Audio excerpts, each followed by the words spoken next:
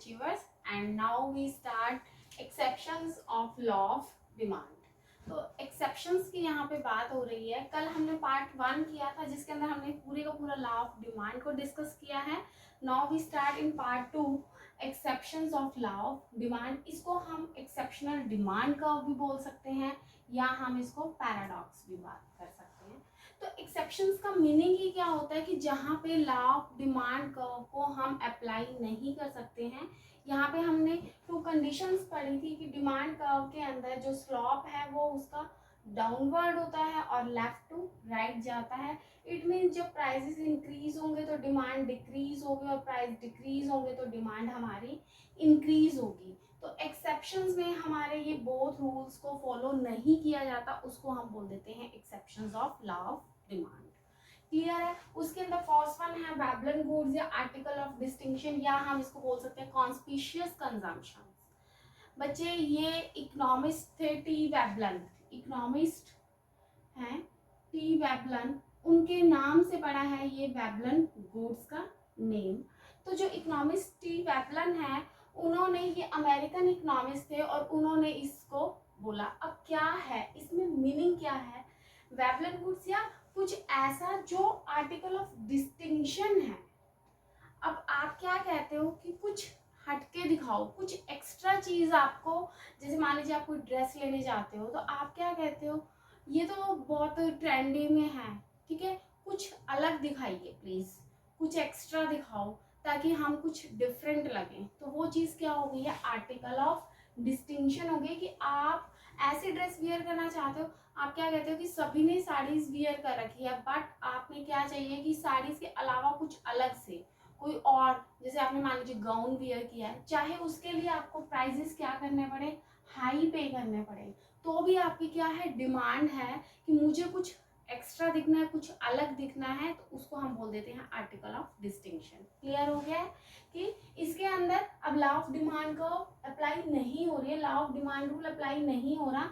यहाँ पे आप डिमांड क्या कर रहे हो कि चाहे आपके प्राइसेस हाई हैं लेकिन आप प्रोडक्ट ऐसा दिखाओ जिसमें आपको सेटिस्फेक्शन मिल जाए, ठीक है. तो इसलिए हम बोल देते हैं law of demand curve is not applied in article of distinction. Next one है इग्नोरेंस. इग्नोरेंस के अंदर आप बात को लेके चलोगे कि यहाँ पे हम पुअर जजमेंट, या आप ये कह सकते हो कि कई बार क्या होता है हम इग्नोर कर देते हैं. इग्नोर के अंदर जैसे आप ये कहते हो कि अगर लो क्वालिटी होगी, अगर किसी प्रोडक्ट के प्राइसेस क्या हैं, लो हैं, ये हमारा थिंकिंग लेवल बन जाता है कि अगर कोई प्राइस प्रोडक्ट का कम है, लो प्राइस है, तो आपकी वो क्वालिटी अच्छी नहीं है, ठीक है, तो आप उस प्रोडक्ट को क्या करते हो, इग्नोर कर देते हो. और अगर किसी प्रोडक्ट का प्राइस हाई है, आप कहते हो यही प्रोडक्ट परचेज करना है, तो ये आपने क्या किया है, इग्नोरेंस कर रहे हो, ठीक है. आपने लो क्वालिटी का प्रोडक्ट मान लिया चाहे उसकी क्वालिटी कितनी भी बेटर हो, ओके. तो और उसकी जगह आप क्या कर लेते हो, हाई प्राइस के ही प्रोडक्ट को हाई क्वालिटी का प्रोडक्ट मान के चलते हो, तो उसमें भी आपका law of demand rule apply नहीं होता है. नेक्स्ट वन है एक्सपेक्टेशंस.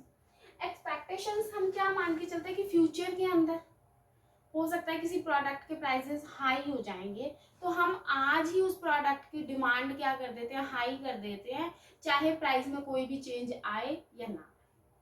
क्लियर हो गया. फॉर एग्जाम्पल आपको ये पता चलता है कि आने वाले टाइम के अंदर, जैसे मान लीजिए हमने कोरोना टाइम में ही किया था, कोरोना टाइम में हमें ये पता चल गया था कि आगे जो है मार्केट बंद हो जानी है, तो हमने प्राइसेस हाई कर दिए थे, ठीक है, सॉरी डिमांड हाई कर दी थी, चाहे उस प्रोडक्ट के प्राइसेस कितने भी हों, लेकिन हमने उसको स्टोर कर लिया था, जबकि ऐसा था नहीं.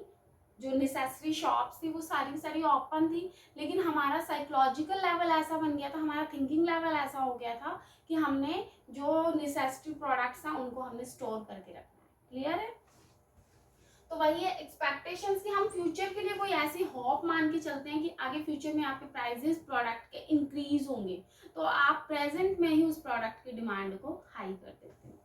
नेक्स्ट वन है नेसेसिटी ऑफ लाइफ. अब लाइफ की जो नेसेसिटीज है, चाहे मान लीजिए आपका घर है, आपका फूड है, फूड का चाहे प्राइसेस कितना भी हाई हो जाए, वीट है, वीट के प्राइसेस कितने भी हाई हो जाएं तो क्या आप उसकी डिमांड को लो करोगे? नो। साल्ट है, अगर आपको 1 मंथ में आपके मान लीजिए घर के अंदर 2 पैकेट साल्ट के लगते हैं तो आप वो साल्ट के 2 पैकेट्स रखोगे ही रखोगे। ये तो नहीं है कि साल्ट के पैकेट्स के प्राइसेस अगर डाउन हो गए हैं तो आप 2 की जगह 5 साल्ट के पैकेट्स स्टोर कर लोगे, नहीं। क्यों? क्योंकि नेसेसिटी है। ठीक है, आपको पता है कि मंथ में 2 पैकेट्स लगेंगे तो चाहे उसके प्राइसेस हाई हो चाहे उसके प्राइसेस लो हो, आपको वो डिमांड करनी ही करनी पड़ेगी। ठीक है, तो जो नेसेसिटी प्रोडक्ट्स हैं उनकी ना तो हम डिमांड को कोई भी चेंज नहीं करते हैं, इसलिए इधर भी एक्सेप्शन बन जाता है ये लॉ ऑफ डिमांड का। नेक्स्ट वन है commodity with special brand and trademark. बच्चे आप कोई भी मान लीजिए प्रोडक्ट यूज करते हो और उसमें आप बहुत ज्यादा कंफर्टेबल हो, मान लीजिए हम यहाँ पे बात करते हैं शूज की। ठीक है, आपको नाइकी के शूज बहुत पसंद है, आप नाइकी के शूज ही वियर करते हो, तो चाहे नाइकी के शूज के प्राइस बहुत ज्यादा हाई हो जाएं तो क्या आप उसकी डिमांड को लो कर दोगे? नो। ठीक है, आपको वो प्रोडक्ट चाहिए चाहिए, वो आपके फुट को बहुत ही कंफर्टेबल लगता है, तो जब आपके फिट को कंफर्टेबल लगता है तो आप कोई और प्रोडक्ट की तरफ शिफ्ट ही नहीं होते हो, आप वही प्रोडक्ट को वियर करोगे चाहे इसमें आपके प्राइसेस हाई हो लो हो। ठीक है, पर्टिकुलर आप 1 ईयर के अंदर मान लीजिए आप 2 पेयर्स लेते हो तो आप वो 2 पेयर्स शूज के लोगे ही लोगे चाहे उसके प्राइसेस में कितना भी चेंज आ जाए। क्लियर है बच्चे? नेक्स्ट वन है वॉर और इमरजेंसी। अब कोई भी वॉर हो जाता है या कोई भी इमरजेंसी हो जाती है, मान लीजिए मैं आप कोविड का ही आपको एग्जांपल दे देती हूँ। कोविड के टाइम पे हमें पता था कि इमरजेंसी है, क्योंकि सारी मार्केट क्या हो जाएगी, क्लोज हो जाएगी, जो छोटे बच्चे हैं उनके लिए हमें मिल्क की नेसेसिटी है, जबकि गवर्नमेंट ने बोल दिया था कि नेसेसरी प्रोडक्ट्स के ऊपर कोई भी बैन नहीं है, लेकिन फिर भी हमने क्या किया था? ठीक है, हमने जो ड्राई मिल्क पाउडर है वो हमने रख लिया था, ठीक है, स्टोर कर लिया था। क्यों? क्योंकि हो सकता है उसके प्राइसेस क्या हो गए, हाई हो गए, लेकिन हमें इमरजेंसी के टाइम पे हमें पता है कि हमें अपने बेबी के लिए फूड पाउडर मिल्क पाउडर चाहिए ही चाहिए, तो आपने उस प्रोडक्ट को स्टोर कर लिया चाहे उसके प्राइसेस हाई हो या लो हो गए। क्लियर है बच्चे? तो इट मीन्स जब कोई इमरजेंसी हो जाती है या कोई वॉर हो गया, जैसे अब रशिया और यूक्रेन का वॉर है, तो जो वहां पे अभी तक पर्सन एग्जिस्ट कर रहे हैं चाहे प्राइसेस कितने भी हाई हो गए हो, लेकिन हमें जो प्रोडक्ट की नीड है वो हम उसकी डिमांड करेंगे ही करेंगे। ये नहीं है कि अगर प्रोडक्ट के प्राइस बहुत हाई है तो हम डिमांड लो कर देंगे। अगर आप मान लीजिए ईटेबल फूड को यूज कर रहे हो तो फूड तो हमें चाहिए खाने के लिए, ठीक है, चाहे वॉर हो रहा है तो प्राइसेस बहुत हाई हो रहे हैं उसमें इमरजेंसी के टाइम पे, वॉर के टाइम पे, लेकिन जितनी नेसेसिटी है वो हम कंज्यूम करेंगे। क्लियर है? नेक्स्ट वन है कंज्यूमर साइकोलॉजिकल बायसनेस या इल्यूजन। कंज्यूमर की साइकोलॉजी ऐसी हो जाती है कि इसके अंदर लॉ ऑफ डिमांड रूल को अप्लाई नहीं किया जा सकता है। फॉर एग्जाम्पल, आपके जब ऑफ सीजन हो जाता है या आप ये कह सकते हो कि स्टॉक क्लियरेंस सेल लगती है, तो कुछ पर्सन की क्या थिंकिंग हो जाती है, कुछ पर्सन कहते हैं कि ये जो स्टॉक क्लियरेंस सेल है इसके अंदर प्रोडक्ट की क्वालिटी बिल्कुल लो होती है, इसलिए ये अपने प्रोडक्ट की सेल लगा देते हैं। तो ये क्या हो गया, उनकी साइकोलॉजी हो गई है, उनकी साइकोलॉजिकल बाइसनेस हो गई है।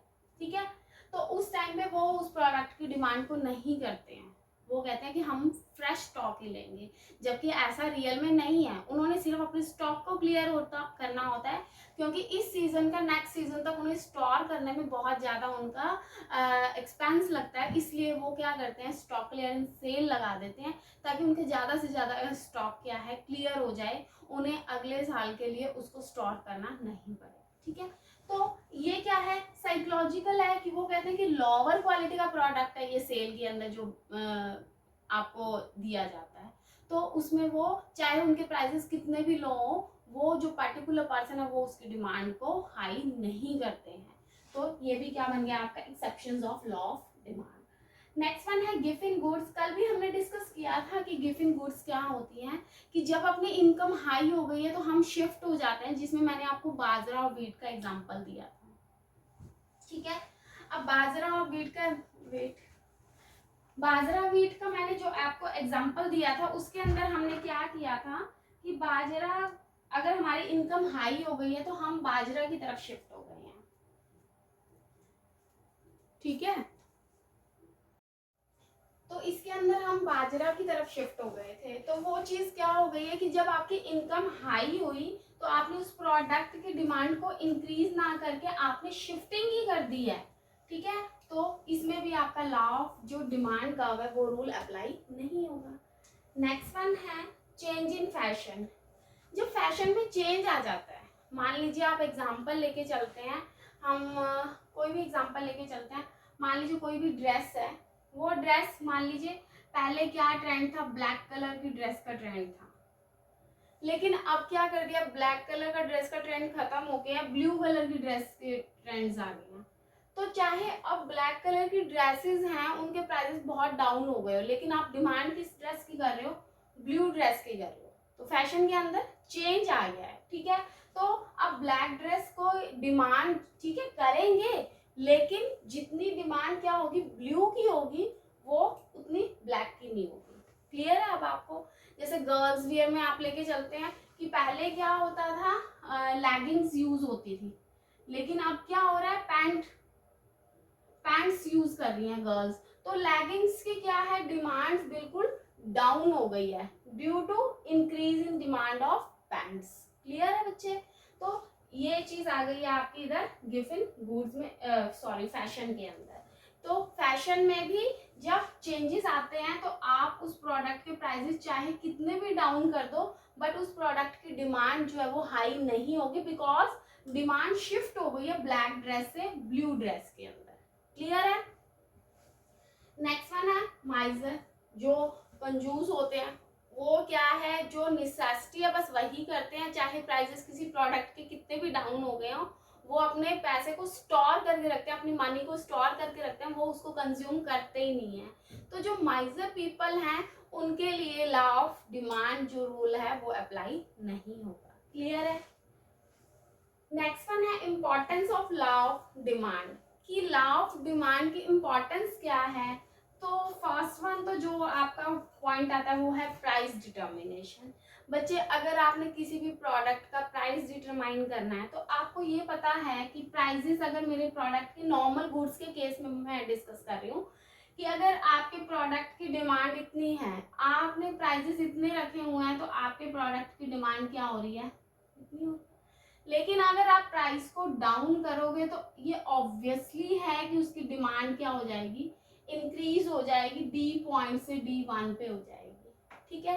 तो ये एक पर्सन पे डिपेंड करता है या मैन्युफैक्चरर पे डिपेंड करता है कि वो अपने प्रोडक्ट का कितना प्राइस फिक्स करना चाहता है, कितना प्रॉफिट्स गेन करना चाहता है, कि वो P से P1 पे शिफ्ट होना चाहता है, P2 पे और P3 पे। तो वो किसके बेस पे, कि उसकी डिमांड में कितना चेंज आ रहा है उसके बेस पे वो प्राइस को डिटरमाइन करता है। क्लियर है। तो इस चीज को हम बोल देंगे प्राइस डिटर्मिनेशन। आप और वो सब पॉइंट्स टोटल जो मार्केट, जो कल मैंने डिस्कस किया था, टोटल मार्केट के बेस पे आप ये डिसीजन ले सकते हो। तो मैनेजमेंट जो है वो भी लॉ ऑफ डिमांड रूल के बेस पे किसी प्रोडक्ट के प्राइसेस को फिक्स करने का डिसीजन ले सकती है। नेक्स्ट वन है इम्पोर्टेंस टू फाइनेंस मिनिस्टर। बच्चे फाइनेंस मिनिस्टर्स जो हैं वो भी प्राइस को कितना चेंज करें, किस वे से करें, मीन्स टैक्स रेट्स में कितना चेंजेस करें जिससे डिमांड प्रोडक्ट के प्राइसेस पे क्या इफेक्ट पड़ता है। मान लीजिए मैंने टैक्स रेट्स को हाई कर दिया, टैक्स रेट को हाई कर दिया तो प्रोडक्ट का प्राइस क्या हो गया, वो भी हाई हो गया। जब प्रोडक्ट का प्राइस हाई हो गया तो डिमांड क्या हो गई, लो हो गई। तो बच्चे इफेक्ट तो वही हुआ, जो पहले टैक्स का रेट क्या था, कम था, तो डिमांड जो है वो हाई थी, तो गवर्नमेंट को प्रॉफिट्स भी क्या मिल रहे थे, हाई मिल रहे थे। क्यों, क्योंकि फिर टैक्स उतना ही आ रहा था। जब डिमांड हाई होगी तो जो प्रॉफिट्स होंगे उन प्रॉफिट्स पे टैक्स दे देंगे। लेकिन जब गवर्नमेंट ने टैक्स के रेट्स को हाई कर दिया तो प्राइस भी हाई हो गई, डिमांड भी लो हो गई। तो इनडायरेक्टली कहीं ना कहीं जो प्राइस लो हुए हैं तो वो जो टैक्स दे रहे थे वो इक्वलाइज ही हो गया। ठीक है, समझ आ रहा है आपको कि इक्वलाइज हो गया, कि जब मेरा रेट लो था तो डिमांड हाई थी, तो डिमांड हाई थी तो प्रॉफिट्स मान लीजिए 5 लाख के थे, 5 लाख पे आप टैक्स दे रहे थे गवर्नमेंट को। लेकिन अब गवर्नमेंट ने जब टैक्स के रेट्स को हाई कर दिया तो प्राइस भी हाई हो गया, प्राइस हाई हुआ तो डिमांड लो हो गई। तो जो लोग पहले, अब डिमांड लो हो गई है तो वो भी क्या कर रहे, 5 लाख के आसपास ही उसको प्रॉफिट्स मिल रहे हैं, ठीक है। तो प्रॉफिट्स यही सेम प्रॉफिट आ रहा है, रेवेन्यू जो है वो सेम हो गया है। इसलिए गवर्नमेंट क्या कहती है कि इसका तो कोई बेनिफिट ही नहीं है कि टैक्स रेट्स को हाई कर देते हैं तो जो पीपल हैं वो डिमांड्स को डाउन कर देते हैं। तो गवर्नमेंट क्या कहती है, कहती है टैक्स रेट जो है नेसेसरी गुड्स पे लगाया जाए, क्योंकि नेसेसरी गुड्स है, नेसेसरी गुड्स पे जब आपका टैक्स लगेगा तो उसमें तो कोई चेंजेस हो ही नहीं सकते हैं, क्योंकि उसमें तो आप डिमांड क्या रखोगे, स्टेबल रखोगे। ऐसा तो नहीं है कि अब मान लीजिए आपको घर खरीदना है, तो घर खरीदना है तो आपको वो जो घर है उस पर जितना भी आपको रेट देना है, टैक्स देना है, तो उस पर वो आपको रेट पे करना ही करना पड़ेगा, ठीक है। जो आपने रजिस्ट्री के लिए चार्जेस पे करने हैं वो करने ही करने हैं।